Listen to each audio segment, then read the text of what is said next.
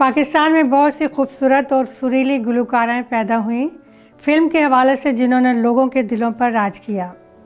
इनमें एक नाम माला बेगम का भी है, जिसने अपनी सुरीली आवाज़ के सहर से लोगों को मदहोश किया और पाकिस्तानी फिल्मों को कामयाबी से हमकिनार भी किया। पाकिस्तान के इस मायानाज़ गुलकारा का असल नाम नसीम नाज़ली था। माला बेगम नवंबर 9, 1939 में फैसलाबाद में पैदा हुई। गायकी के हवाले से इनका ख़ानदान बहुत मशहूर था। इनकी वालदा अमृतसर की मशहूर गुलकारा थी। तक़सीम हिंद के बाद इनका ख़ानदान फैसलाबाद में आबाद हो गया। 1950 की दहाई में माला बेगम अपनी बड़ी बहन के साथ मौसीक़ी की दुनिया में अपने नाम की शमा रोशन करने लाहौर आईं। माला बेगम को कम उम्री ही से गुलकारी का शौक़ था। उन्होंने गुलकारी की इब्तदाई तरबियत अपनी बहन से हासिल की। इनकी बड़ी बहन शमीम नाज़री ने मुल्क की वाहिद ख़ातून मौसीक़ार होने का एजाज़ हासिल किया, तो छोटी बहन माला बेगम ने अपनी आवाज़ के सहर से ज़माने को अपना गर्विदा बना लिया।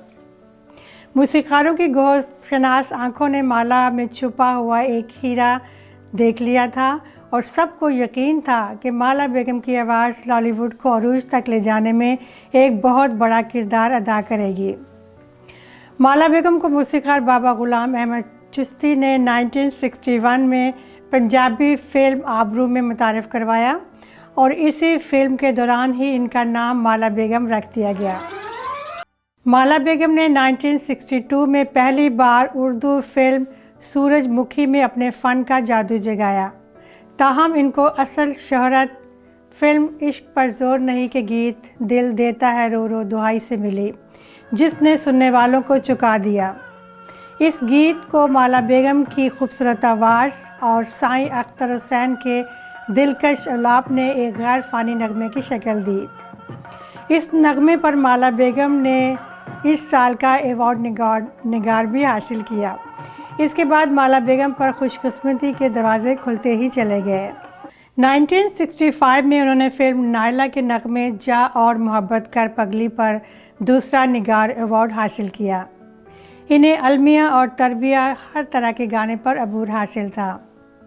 माला बेगम के अरूज का दौर 1961 से 1971 तक रहा, जिसमें उन्होंने बहुत बड़ी तादाद में आला पाए के गीत गाए और ये पाकिस्तान की फ़िल्मी हिस्ट्री का अरूज का दौर माना जाता था।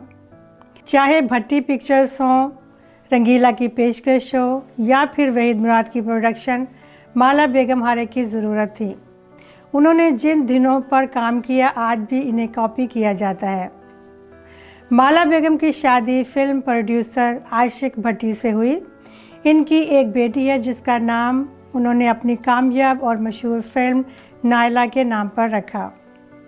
जब माला बेगम फिल्मी दुनिया में दाखिल हुई, इस वक्त नसीम बेगम बामे अरूज पर थीं, जबकि नूरजहां अदाकारी छोड़कर पसे पर्दा गुलकारी की तरफ आ चुकी थी।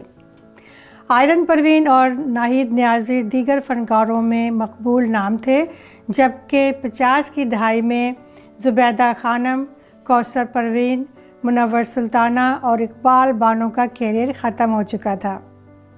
1964 में माला बेगम की आवाज़ 28 रिकॉर्ड फिल्मों की जीनत बनी। ये कोई आम बात नहीं थी। पाकिस्तान में बस 2-4 गुलकारों को ये एजाज़ हासिल है। वैसे तो सब अदाकारों पर माला बेगम के गाए हुए गीत अच्छे लगते हैं, मगर अदाकार ज़ेबा पर फिल्माए हुए गीत इन पर बहुत ही सूट करते हैं। माला बेगम ने पाकिस्तान के सभी मशहूर मौसीक़ारों के साथ काम किया और हर साल सैकड़ों गीत रिलीज़ किए। माला बेगम ने अहमद रुश्दी और मसूद राना के साथ 100 से ज़्यादा गाने रिकॉर्ड करवाए, जिनकी गूंज आज भी सुनाई देती है। माला बेगम ने 600 फिल्मों में सैकड़ों मधुर गीत गाए। माला बेगम के 18 साल कैरियर में इनकी मुतरन्नम आवाज़ का जादू सर चढ़कर बोला। उन्होंने नामवर गुलकारों के मुकाबिल वक्त के मारूफ मौसीक़ारों की धुनों को पूरी महारत से गाया।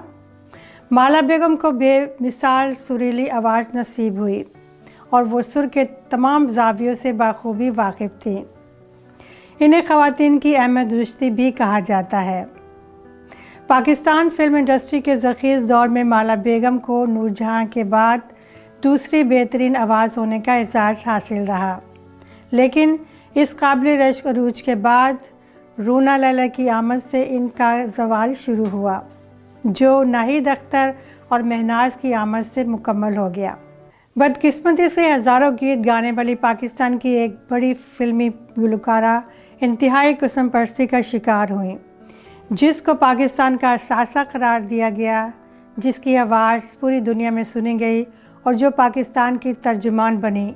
वो आखिरी वक्त में ऐसे हालात का शिकार हुई कि सुनकर आंखें छलक पड़ती हैं। माला आखिरी दिनों में बहुत बीमार और परेशानी में मुब्तला रहीं और माली हालात भी काफ़ी बुरे रहे। कहाँ वो परिस्तारों का शोर और वाह वाह और कहाँ वो दिल हिला देने वाली खामोशी। ये सतरंगी गुलकारा 6 मार्च 1990 को 51 साल की उम्र में अपनी अकलौती बेटी को तन्हा छोड़कर अपने खालिक़ हकीकी से जा मिली। अपनी खूबसूरत आवाज़ और गाए हुए खूबसूरत गीतों की वजह से वो हमेशा अपने चाहने वालों के दिलों में ज़िंदा रहेंगी।